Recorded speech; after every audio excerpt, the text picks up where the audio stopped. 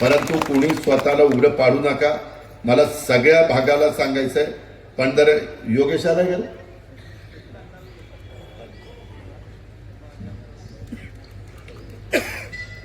त्याच्या संदर्भ स्वप्नीला लागेल का त्याचं डायरेक्टर पद झालं, त्याचं बहिणीला नगरसेवक पद झालं की काम संपलं का? कुठे हा आईला चुकून बहिणीला म्हणलं. आता एवढ्या ह्याच्यात जरा चुकतंय, समजून उमजून घ्या मला.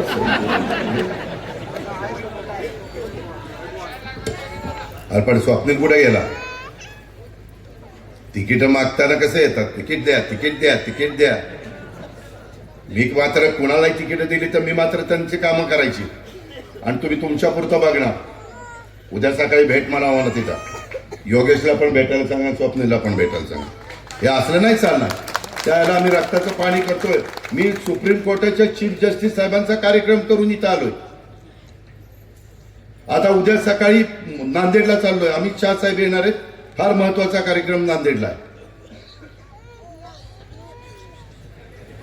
त्यानं जनाई श्रीसाई सांगितलं हा शासकीय नर्सिंग महाविद्यालय, त्याच्यामध्ये आपल्या मुलींच्या करता पण पुरुष पण ते कोर्स करू शकतात.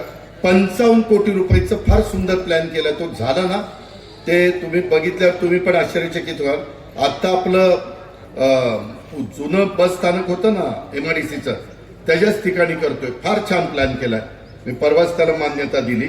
आणि जिल्हा क्रीडा संकुल कटफळचं 75 कोटी रुपयाचं जिल्हा क्रीडा संकुल आहे. 75 कोटीचं. ते झाल्यानंतर नवीन जनरेशनला काहींना बारामतीमध्ये प्रॅक्टिस करायची तिथं करा, काहींना आमच्या माळेगावच्या ठिकाणी करायची तिथं आपण सगळी सुविधा देतोय.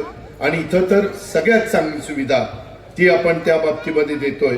ह्या गोष्टीचा पण आपण नोंद कृपा करून माझ्या सहकारी मित्रांनी घ्यावी, अशा प्रकारची माझी तुम्हाला आग्रहाची विनंती. हे आपण बारामतीमध्ये करतोय. परंतु ह्या सगळ्यांना जिल्हा परिषदेमध्ये का पाठवायचंय?